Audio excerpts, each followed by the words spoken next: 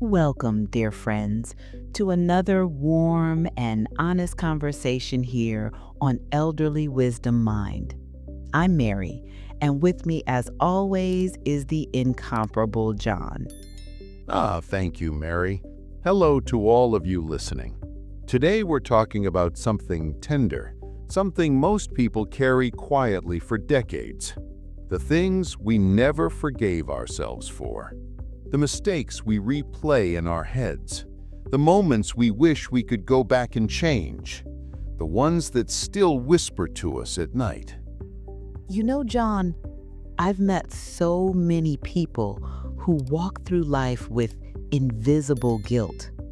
Not guilt for what others did to them, but guilt for what they believe they should have done differently.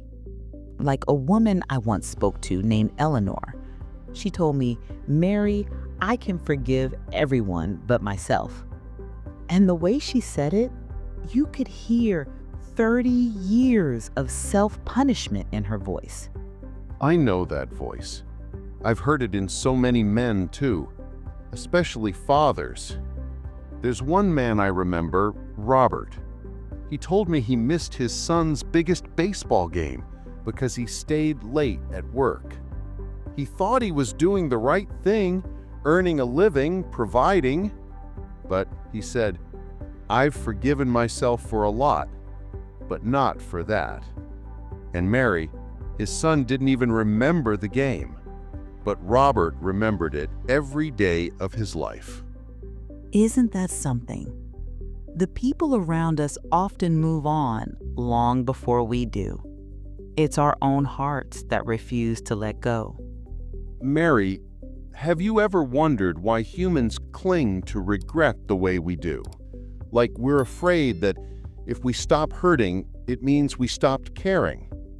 All the time. And you know what I've concluded? Regret is proof that we loved deeply, that we wanted to do right, that our intentions were good even when our actions fell short. I once spoke to a woman named Teresa. She told me she regretted shouting at her daughter when she was overwhelmed. But her daughter now, she remembered none of that. She remembered her mother's hands, brushing her hair at night, humming softly, saying, "It's going to be okay." That's the thing, isn't it? Regret magnifies our worst moments, but love remembers our best. Mary, I know you have a story here. The one about the father and the unspoken "I love you." Yes. A man named Harold. He grew up in a family where love wasn't said, only implied, and he followed that pattern. Then, his father got sick, and one evening, sitting beside the hospital bed, Harold finally said it. "Dad, I love you." And his father whispered, "I know. I always knew." But after his father passed, Harold told me, "I just wish I had said it sooner." And yet, even in that regret, there was love. You can hear it. Yes, we're so gentle with everyone else and so merciless with ourselves.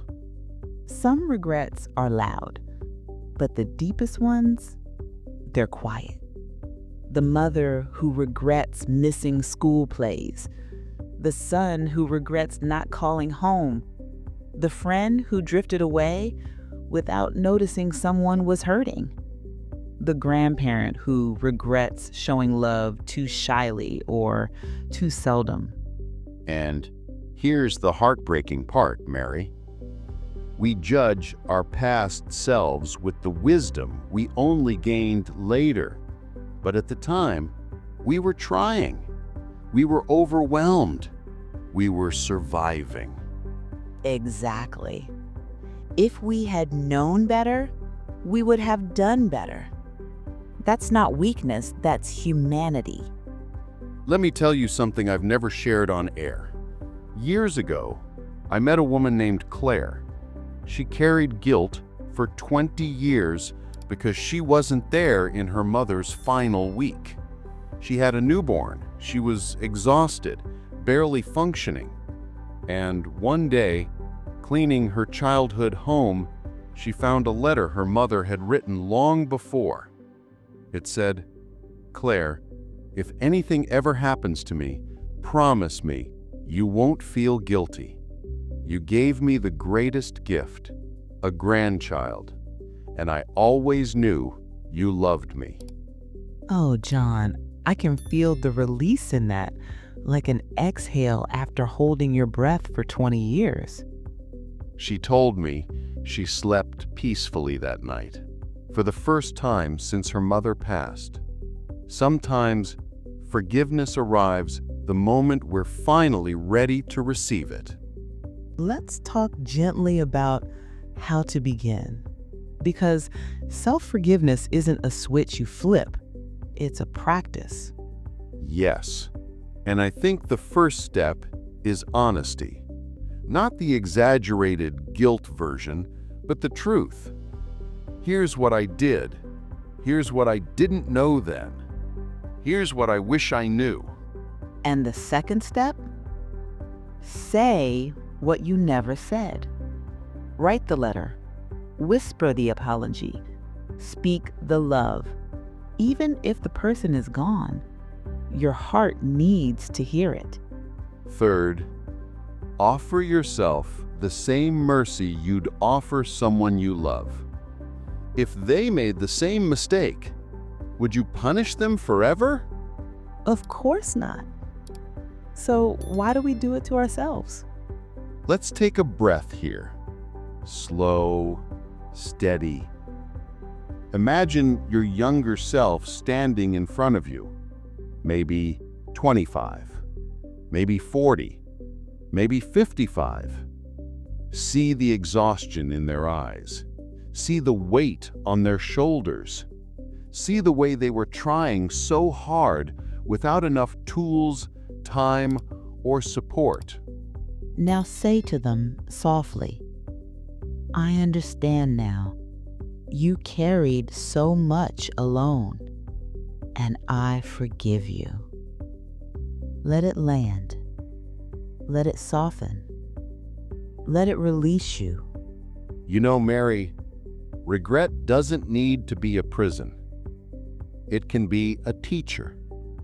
My regrets, they've taught me to love faster, to apologize sooner, to say, "I'm proud of you," every chance I get, to show up fully today, because tomorrow isn't promised. Yes, regret is not proof that we failed, it's proof that we care. And caring, that's something to honor, not punish. Thank you, dear listeners, for sitting with us in this gentle, vulnerable place today. If your heart feels a little lighter, that means you're already healing. You deserve forgiveness, especially from yourself. And if this episode touched you, please subscribe and share it with someone who might need this kind, honest reminder. We're all learning, we're all growing, and none of us should walk this journey alone. Until next time, be gentle with yourself. You've carried enough.